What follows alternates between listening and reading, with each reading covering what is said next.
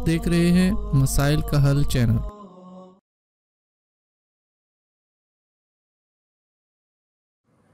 बिस्मिल्लाहिर्रहमानिर्रहीम अल्हम्दुलिल्लाहि रब्बिल आलमीन वस्सलातु वस्सलामु अला सय्यिदिना व हबीबिना मुहम्मदिन व अला आलिहि व अस्हाबिहि अजमाइन। मोहतरम नाज़रीन, आज हम इंशाअल्लाह 18वें पारे का खुलासा आपकी खिदमत में पेश करने जा रहे हैं। 18वें पारे की इब्तिदा सूरतुल मोमिनून से हो रही है और इससे पिछली सूरत सूरतुल हज थी। सूरतुल हज और सूरतुल मोमिनून के दरमियान रबत क्या है? सूरतुल हज में क़यामत का ज़िक्र किया गया, यानी कि हज का मंज़र क़यामत का मंज़र है। तो सूरतुल मोमिनून में कहा गया कि एक उम्मत की तरह हो जाओ और अपनी शर्मगाहों की हिफाजत करो ताकि तुम सालेह और नेक बन सको। यानी जब क़यामत का फ़िक्र बंदे को होगा फिर वो अपनी शर्मगाह की हिफाजत करेगा और नेक बनेगा।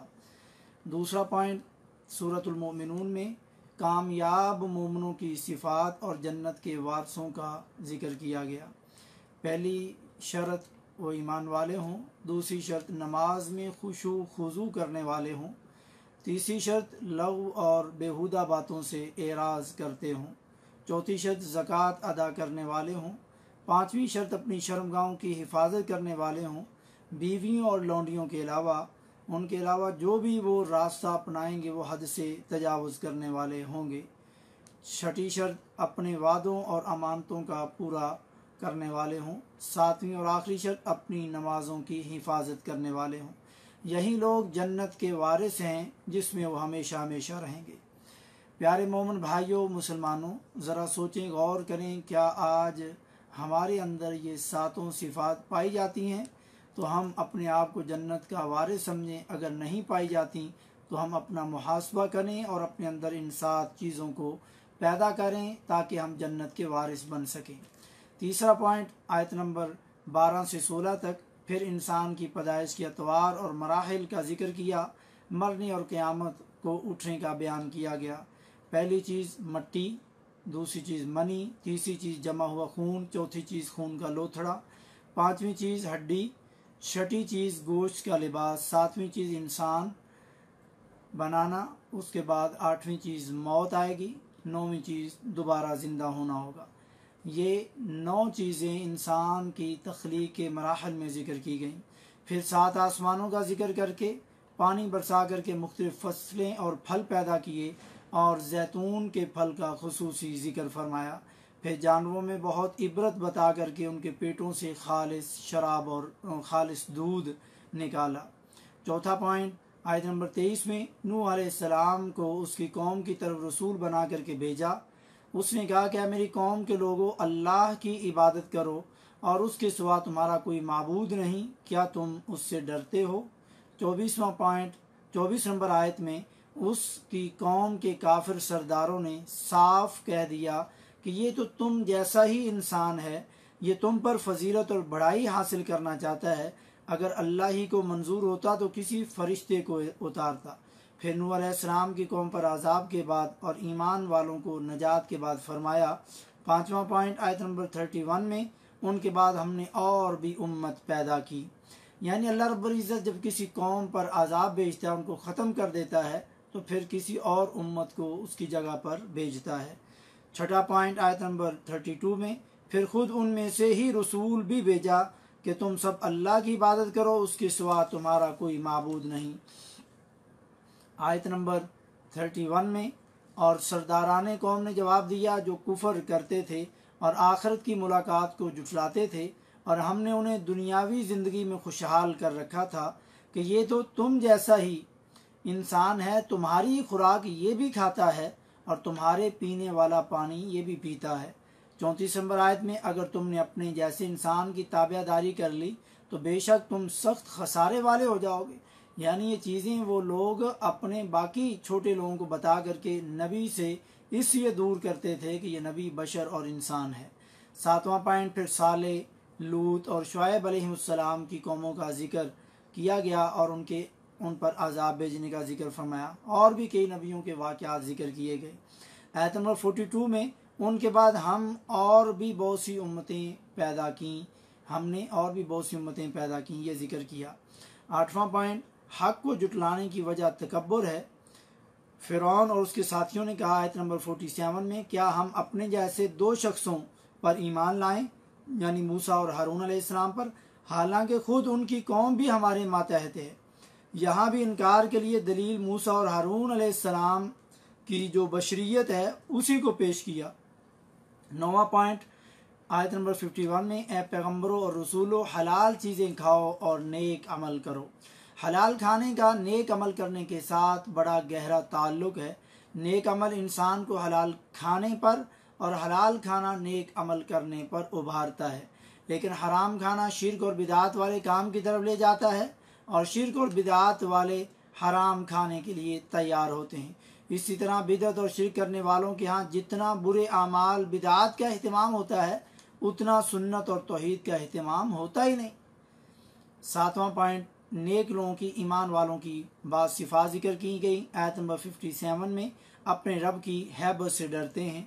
आयत नंबर 58 में उसकी आयतों पर ईमान रखते हैं। उसके बाद अपने रब के साथ किसी को शरीक नहीं करते, दिलों से डर करके अल्लाह के रास्ते में खर्च करते हैं, यानी नेक आमाल करते हुए अल्लाह का डर उनके दिलों में होता है। जल्दी जल्दी वो भलाइयाँ हासिल करते रहते हैं।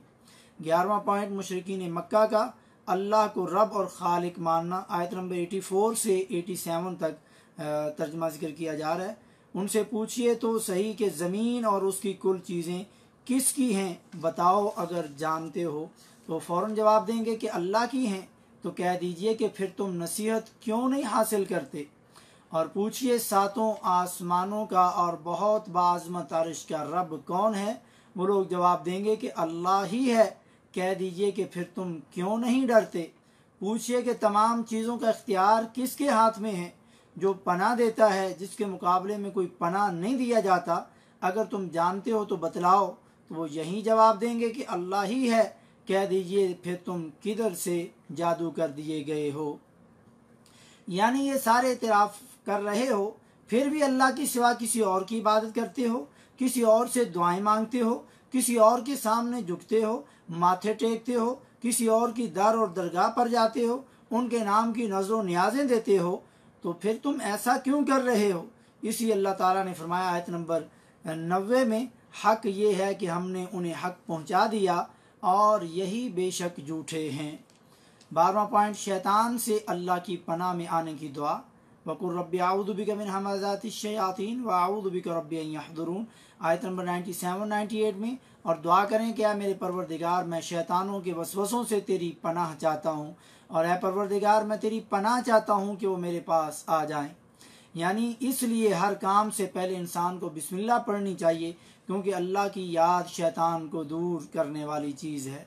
13वां पॉइंट, आयत नंबर 100 में आलम बरज़ख का जिक्र किया गया, जो मौत के बाद एक आलम है जिसका इंसान को शऊर नहीं। 14वां पॉइंट, आयत नंबर 102-103 में आमाल के वज़न करने की बात हुई। 15वां पॉइंट, आयत नंबर 104 में उनके चेहरों को आग झुलसती रहेगी और वो वहाँ बदशक्ल बने हुए होंगे। चेहरे का जिक्र इसलिए किया क्योंकि ये जिस्म का सबसे अहम और ख़ूबसूरत पार्ट और हिस्सा होता है। वैसे तो आग पूरे जिस्म को जलाएगी वलियाज़ु बिल्लाह, और आम तौर पर गर्मी और सर्दी भी चेहरे पर जब पड़े तो पूरा जिस्म सुकून या तंगी महसूस करता है। फुल गर्मी में चेहरे पर हवा पड़ जाने से सुकून महसूस होता है, इसलिए यहाँ पर चेहरे का जिक्र किया। 16वां पॉइंट, आयत नंबर 110 में दीन वालों का मजाक उड़ाने को अल्लाह की याद भी भूल जाती है और वो मजाक ही करते रहते हैं।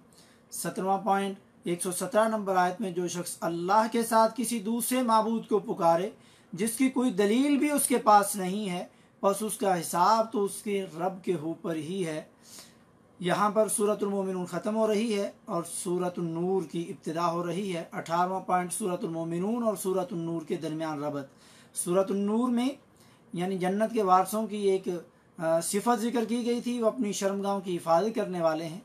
तो सूरतुन नूर में जिना और तोहमत की सदाएं जिक्र की गई और शर्मगाह की हिफाजत के और भी तरीके बतलाए गए। 19वां पॉइंट, जानी की हद जिक्र की गई। गैर शादीशुदा जानी मर्द हो या औरत, उसको 100 कोड़े लगाए जाएं। लेकिन अगर शादीशुदा जानी मर्द औरत हो तो उनको जिंदा रहने का हक ही नहीं है। उनको सिर्फ तलवार से कत्ल ना किया जाए, बल्कि उनको पत्थर मार मार करके ये अजियत की मौत दे करके उनको ख़त्म कर दिया जाए। 26वां पॉइंट, जानी मर्द जानिया या मुशरिका औरत के और से निकाह नहीं करता और जिनाकार औरत भी जानी या मुशरिक मर्द के और से निकाह नहीं करती और ईमान वालों पे ये हराम कर दिया गया है। 21वां पॉइंट, मसला बदकारी का पता चल जाए तो बदकार मर्द हो या औरत उससे निकाह करना हराम कर दिया गया। 22वां पॉइंट, क़ज़फ़ यानी तोहमत या बुहतान बाजी की हद और उसकी सज़ा। आयत नंबर 4 में सूरत नूर की, किसी परहेजगार औरत पर बदकारी की तोहमत लगाएं और उस पर 4 गवाह पेश न कर सकें तो उनको 80-80 कोड़े दुर्रे मारो और कभी उनकी शहादत कबूल ना करो और यही बदकार है। 23वां पॉइंट, तौबा करने से हद नहीं ख़त्म होगी। 24वां पॉइंट, आयत नंबर 6 में जो लोग अपनी बीवियों पर बदकारी की तोहमत लगाएं और उनको कोई गवाह खुद उनकी ज़ात के ना हो तो ऐसे लोगों में से हर एक का सबूत ये है कि 4 मरतबा अल्लाह की कसम उठाएं और कहें कि वो सच्चे लोगों में से हैं। और आयत नंबर 7 में, और 5वीं मरतबा कहें कि इस पर अल्लाह की लानत हो अगर वो झूठों में से हो। लेकिन अपनी आंखों से देख लेने के बाद ऐसी बदचलन औरत को बर्दाश्त करना इंसान के लिए मुश्किल है, इंसानी गैरत के ख़िलाफ़ है। और औरत सज़ा से तब मुस्तस्ना हो सकती है अगर वो ऐसे 4 मरतबा कसम उठाए कि उसका खामद झूठ बोल रहा है और 5वीं मरतबा कहे कि अल्लाह का गज़ब हो अगर उसका खामद सच्चों में से है। इस सूरत में वो सज़ा से बच जाएगी। 26वां पॉइंट, वाक़या इफ़्क, बुहतान यानी किसी चीज़ को उल्टा देना। क्योंकि मुनाफिकीन ने वाक़या को उल्टा करके उसकी दूसरी शक्ल दे दी। हज़रत आयशा रज़ी अल्लाह ताला अन्हा तो सना और तारीफ़ की मुस्तहिक थी, आला ख़ानदान और सबसे आला दुनिया के शख्स की महबूबा और ज़ौजा थी। 11 नंबर आयत में जो लोग ये बुहतान बड़ा बांध रहे हैं, बहुत बड़ा बुहतान बांध लाए हैं, ये भी तुम में से गिरोह है। यहाँ पर यही वाक़या इफ़क बुहतान बाजी वाला वाक़या है जिसमें मुनाफिकीन ने हज़रत आयशा उम्मुल मोमिनीन महबूबा तो रसूलुल्लाह सल्लल्लाहु अलैहि वसल्लम की इज़्ज़त और पाक दामनी को दागदार करने की कोशिश की। पूरा महीना अल्लाह के नबी सल्लल्लाहु अलैहि वसल्लम सख्त परेशान रहे जब तक बारात की आयत नाज़िल ना हुई और हज़रत आयशा रज़ी अल्लाह अन्हा भी अपनी जगह बहुत परेशान है। यहाँ पर उन लोगों के लिए नसीहत और इबरत है, उनको सोचना चाहिए और गौर करना चाहिए जो प्यारे नबी सल्लल्लाहु अलैहि वसल्लम के बारे में अकीदा रखते हैं कि आप गैब जानते हैं, जबकि कई बेशुमार आयात भी गुजर चुकी हैं। यहाँ पर वो सोचें, अगर प्यारे नबी सल्लल्लाहु अलैहि वसल्लम गैब जानते थे तो इसका मतलब ये हुआ कि अल्लाह के नबी सल्लल्लाहु अलैहि वसल्लम को पता था कि मेरी बीवी पाक है, लेकिन आपने आपको भी सख्त परेशान रखा और बीवी भी परेशान रही और सहाबा और मोमिन भी परेशान है और मदीने का इतना बुरा मंजर बना हुआ है, लेकिन आपने जानते हुए भी सबको परेशान रखा और बताया नहीं। इसका मतलब नाउज़ु बिल्लाह ये हुआ, जो लोग साबित करना चाहते हैं कि नबी को पता था, बस लोगों को नाउज़ु बिल्लाह धोखा दे रहे थे कि बताना नहीं, ये झूठ है। जब तक अल्लाह ताला वही ना भेजे नबियों को पता नहीं चलता, और जब नबी पर वही आ जाए, अल्लाह बतलाना चाहे इशारा कर दे, तभी नबी को पता चलता है। क्या साबित करना चाहते हैं वो? इस तरह नबी की शान में गुलूव करके अल्लाह की सिफत को नबी के अंदर ये सिफत गैब वाली पैदा करके। और जो लोग हज़रत आयशा रज़ी अल्लाह ताला अन्हा के बारे में आज भी ज़ुबान दराजी करते हैं, उनकी इज़्ज़त, उनकी इफ़त और पाक दामनी पर वो ज़ुबान खोलते हैं और नबी की बीवी और मोमनों की माँ का वो ज़र्रा भी हया नहीं करते और उनको गालियाँ देते हैं। हज़रत आयशा के फ़ज़ाइल पर बेशुमार आयात और अहादीस और फरामीन और अक़वाल मौजूद हैं, लेकिन सबसे बड़ी चीज़ उनके लिए यही है कि अल्लाह ने उनकी इज़्ज़त और पाक दामनी के लिए कुरान नाज़िल कर दिया, जिसको क़यामत तक कोई ना बदल सकेगा ना कोई निकाल सकेगा। वो जिस तरीके से भी हमारी माँ, मोमिनों की माँ पर वो भौंकते रहें, उनकी शान में कोई कमी नहीं आएगी। जिसकी मैं एक मिसाल दूँ, जिस तरह फ़कीर पुकार लगाने वाला गली बाज़ार में जाता है, कुत्ते उनकी तरफ भौंकते हैं, लेकिन फ़कीर की किसी तरह इज़्ज़त में कोई कमी नहीं आती। इस तरीके से जो आयशा सिद्दीक़ा रज़ी अल्लाह ताला अन्हा की शान के बारे में भौंकते हैं और भौंक रहे हैं और भौंकते रहेंगे, वो अपना ही नुकसान कर रहे हैं। लेकिन हज़रत आयशा सिद्दीक़ा ताहिरा मुतहरा रजी अल्लाह ताला अन्हा, मोमिन जो हैं उनकी माँ की इज्जत में वो किसी तरह की कमी नहीं कर सकते, क्योंकि अल्लाह ने उनकी इज्जत और शान के लिए कुरान नाजिल करके हमेशा के लिए उनका मुंह बंद कर दिया है, उनका मुंह काला कर दिया है, उनकी जुबानें बंद कर दी हैं कि माँ आयशा के बारे में तुम जैसे मर्जी कहते रहो, मगर कुरान के मुकाबले में तुम्हारी बात की जर्रा बराबर भी हिस्सियत नहीं। और जो किसी भी सहाबी के बारे में बुरा भला कहें, मन सब्बा अस्हाबी फअलैहि लानतुल्लाहि वल मलाइकति वन्नास अजमाइन, कि जो नबी के किसी भी सहाबी, और ये तो नबी की सहाबियाँ हैं और नबी की प्यारी बीवी हैं और मोमनों की माँ हैं, और इनके बारे में बुरा भला कहते हो, उस पर अल्लाह की भी लानत है, फरिश्तों की भी लानत है और पूरी दुनिया के लोगों की भी लानत है। तो इंसान को गौर करना चाहिए कि वो क्या कर रहे हैं। और यहाँ पर अगर सोचा जाए तो उन्होंने मुनाफिकीन आयशा रज़ी अल्लाह ताला अन्हा पर यानी इल्ज़ाम तो लगा दिया, बुहतान लगा दिया, लेकिन 4 गवाह उन्होंने पेश नहीं किए। तो ये बुहतान बाज लोग अल्लाह के नज़दीक तो सिर्फ झूठे हैं, लेकिन उनको यहाँ पर 80-80 करोड़ों की सज़ा भी उनकी बनती है। तो इसलिए हज़रत इमाम आयशा सिद्दीक़ा रज़ी अल्लाह ताला अन्हा की शान के बारे में उनकी ज़ुबान को काट देना चाहिए। जो उनके बारे में कभी भी किसी भी मौके पर किसी भी तरीके से उन पर कोई हमला करें, तो मुसलमान की अपनी माँ के बारे में ये गैरत इतनी होनी चाहिए कि वो उनकी ज़ुबान को खींच दे। अगर खींच नहीं सकता तो ऐसी मजलिस में ना जाए और लोगों को ऐसी मजलिसों में जाने से रोके और माँ आयशा की इज्जत का और उनकी शान का प्रचार करे। 27वां पॉइंट, इस्लामी मुआशरे में बेहयाई आम करने वालों के लिए दर्दनाक अजाब है। 19 नंबर आयत में, और जो लोग इस बात को पसंद करते हैं कि मोमनों में बेहयाई फैले, उनको दुनिया और आखिरत में दुख देने वाला अजाब होगा और खुदा जानता है और तुम नहीं जानते। 28वां पॉइंट, 26 नंबर आयत में, पाक मर्द औरत पाक लोगों के लिए और नापाक मर्द औरत नापाक लोगों के लिए हैं। 29वां पॉइंट, 27 नंबर आयत में, बग़ैर इजाज़त के किसी के घर में दाखिल नहीं होना चाहिए। इजाज़त लेने से पहले उनको सलाम करना चाहिए। मगर ये चीज़ हमारे अंदर हमारे मुआशरे में पाई नहीं जाती। हम फ़ोन पर भी बात करें, दरवाजे पर जाकर के भी नोक करें तो पूछते हैं जी क्या हाल है, घर में मौजूद है या नहीं है। लेकिन दीन ने उसूल और ज़ाब्ता क्या किया है, पहले उनको कहें अस्सलामु अलैकुम व रहमतुल्लाहि व बरकातुहू, फिर बताएं कि मैं फ़ुलाँ हूँ और मैं फ़ुलाँ से मिलने के लिए आया हूँ, वो घर पे मौजूद हैं या नहीं। 30वां पॉइंट, आयत नंबर 30 में, मर्दों और औरतों को अपनी नज़रों को नीचा रखना और औरतों का अपनी जीनत ज़ाहिर करने से बचने का हुक्म दिया गया, यानी अपनी शर्मगाहों की भी वो हिफाजत करें। आज मर्द बार बार आंखें उठा करके देखता है, जबकि नज़र नीची रखने का हुक्म दिया गया था। इस पर वो अमल करता है या नहीं। पहली नज़र तो उसको मुआफ़ है जो गलती से पड़े, उसके बाद वो देखता है तो उस पर पकड़ होगी। लेकिन औरतों को भी नज़रों को नीचे रखने का हुक्म है, लेकिन औरतें आंखें ताड़ ताड़ के वो भी मर्दों को देखती रहती हैं। जहाँ मर्द देखते हैं वहाँ औरतें भी देखती हैं। तो ये दोनों को अल्लाह रब्बुल इज़्ज़त ने इसलिए हुक्म दिया कि अपनी नज़रें नीची रखें, एक दूसरे को ना देखें।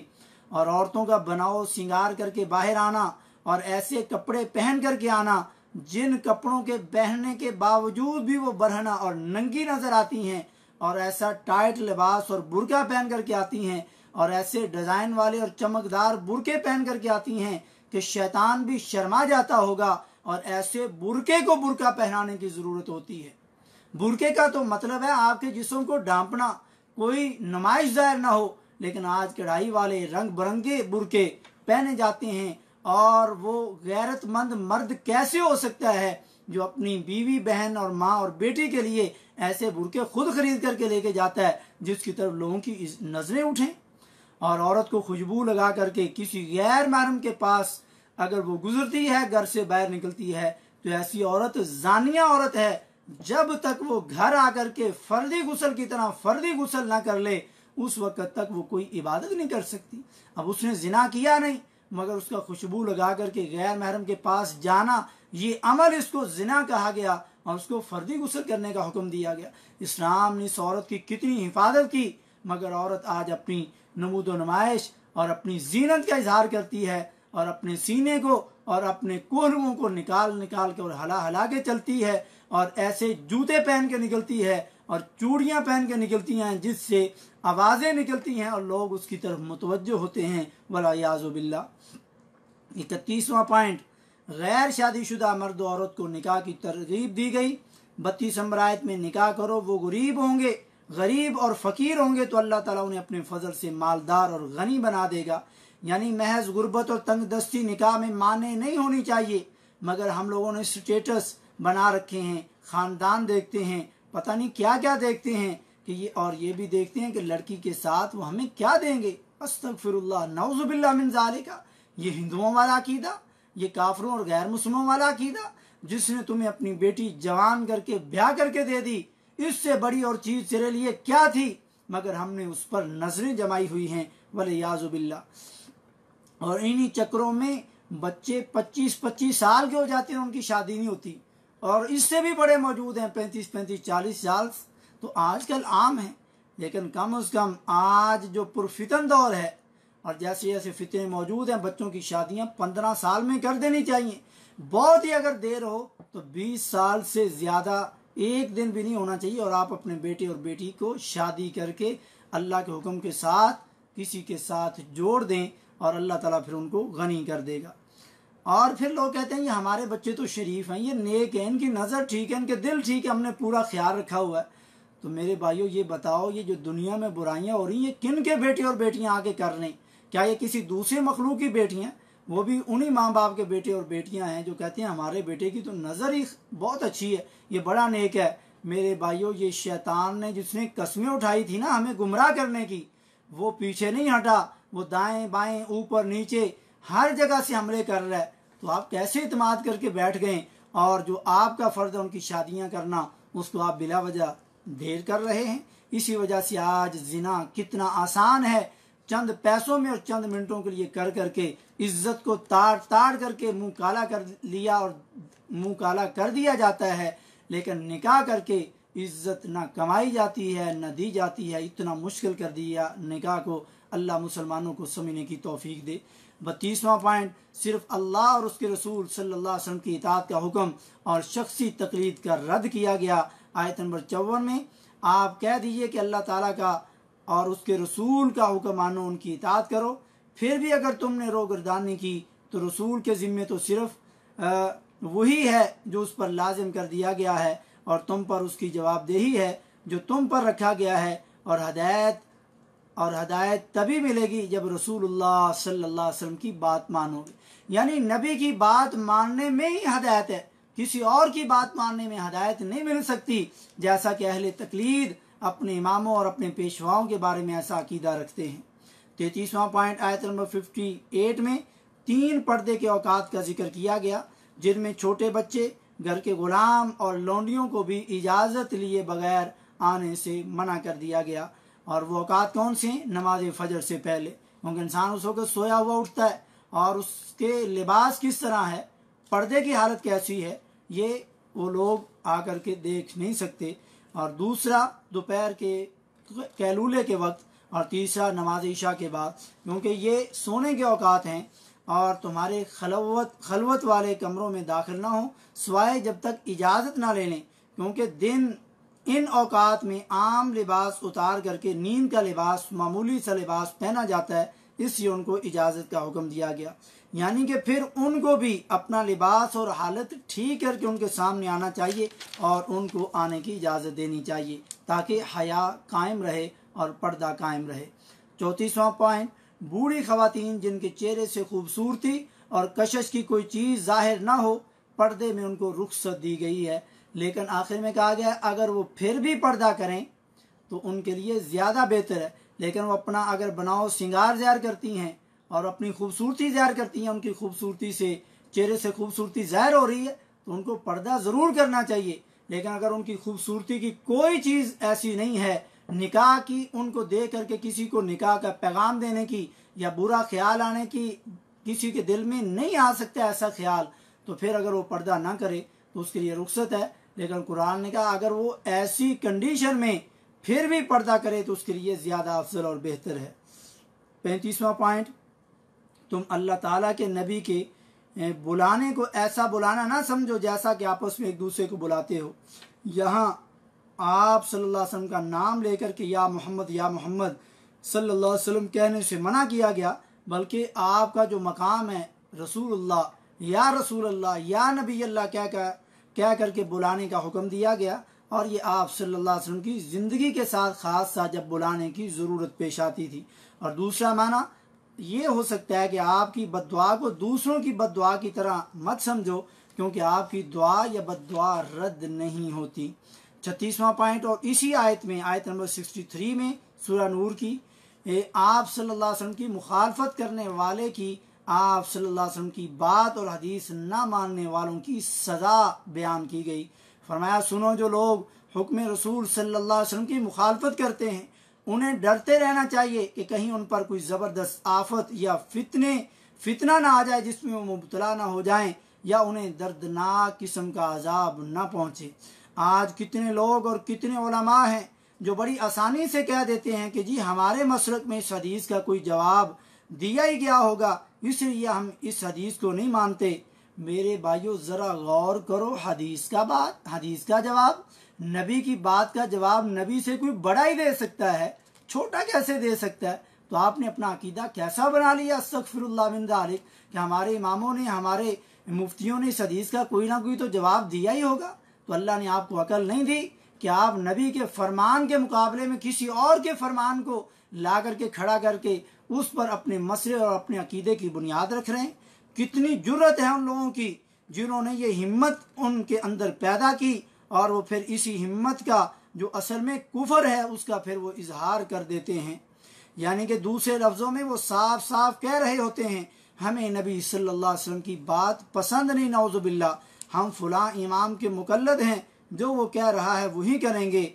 तो लोगों, इस आयत का तर्जमा ही पढ़ लो, तासुब की ऐनक उतार लो और गौर कर लो, समझ लो, इसलिए कि कब्र और हशर में तुम्हारे कोई भी काम नहीं आएगा। अल्लाह ने हर चीज़ को खोल खोल के बयान कर दिया, नबी का मकाम बयान कर दिया, और तुम लोग नबी के मुकाबले में किसी और का मकाम ला करके क्या क्या अमल कर रहे हो, और कितनी बेशुमार सही अहादीस को सिर्फ अपने इमाम और अपने मसले की वजह से छोड़ देते हो। कल क़यामत वाले दिन अपने रब को क्या जवाब दोगे? कभी सोचा, कभी गौर किया? जिस तरह रब के साथ किसी को शरीक करना ये रब के ज़ात के अंदर शिरक है, इसी तरह नबी सल्लल्लाहु अलैहि वसल्लम के औसाफ के साथ किसी उम्मती का वैसा वस्फ पाना ये नबी सल्लल्लाहु अलैहि वसल्लम के औसाफ के साथ शिरक है। इसलिए समझना चाहिए कि नबी के बराबर किसी की बात और किसी के हुक्म और किसी के तरीके को ला करके अपनी ज़िंदगी और अपने अमाल बर्बाद ना करें। यहाँ पर सूरत नूर ख़त्म हो रही है और सूरतुल फुरकान शुरू हो रही है। 37वां पॉइंट, सूरत नूर के आखिर में मोमिनों की तारीफ़ की गई और आप सल्लल्लाहु अलैहि वसल्लम की हकीकी इज़्ज़त के आदाब बयान किए गए जो भी हमने जिक्र किए। और सूरतुल फुरकान जो है उसमें फिर नबी सल्लल्लाहु अलैहि वसल्लम के बशर होने की सिफत का जिक्र किया गया और आप सल्लल्लाहु अलैहि वसल्लम की रिसालत पूरी दुनिया के लिए है ये बताया गया। ये इन दोनों सूरतों के दरमियान रबत हो सकता है। 38वां पॉइंट, उन आयत नंबर 3 में उन लोगों ने अल्लाह के सिवा जिन्हें अपने माबूद ठहरा रखे हैं वो किसी चीज़ को पैदा नहीं कर सकते बल्कि वो खुद पैदा किए जाते हैं। ये तो अपनी जान के नफ़ा नुकसान का भी इख्तियार नहीं रखते और ना मौत व हयात के मालिक हैं और ना दोबारा जी उठने की। ये तुम्हारे वलियों की, कब्र वालों की, तुम्हारे बुतों की, तमाम लोगों की ये हालत है। तुम फिर भी उनको पुकारते हो, फिर भी उनके दरों पे धक्के खाते हो। अल्लाह ने बारहा मरतबा ये आयत और इस माने का बेशुमार मरतबा जिक्र किया है। अगर आप गौर करें हर आधे पारे के बाद इस तरह की आयत ज़रूर आती, लेकिन सबसे ज़्यादा मुसलमान इसी आयत जिन चीज़ों से मना किया गया उन्हीं के अंदर शैतान ने इन मुसलमानों को डाल रखा है, लेकिन वो समझने के लिए तैयार नहीं। 39वां पॉइंट, आयत नंबर 7 में मुशरिकीन मक्का ने अल्लाह के रसूल सल्लल्लाहु अलैहि वसल्लम पर एतराज़ात किए। उन्होंने कहा कि ये कैसा रसूल है, खाना खाता है, बाज़ारों में चलता फिरता है, इसके पास कोई फरिश्ता क्यों नहीं भेजा जाता कि वो भी इसके साथ हो करके दोनों मिल करके हमें अल्लाह से डराएं। गोया के कुरान पे एतराज़ और तान करने के बाद फिर वो नबी सल्लल्लाहु अलैहि वसल्लम पर और उनकी बशरियत पर एतराज़ और तान कर रहे हैं।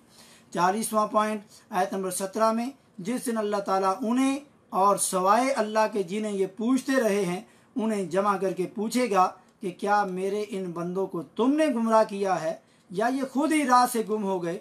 आयत नंबर 18 में वो जवाब देंगे कि अल्लाह तू तो पाक है, तेरी ज़ात पाक है, खुद हमें ही ये ज़ेबा नहीं था कि तेरे सिवा औरों को अपना कारसाज वली और दोस्त बनाते। यानी वो भी इनकार कर देंगे।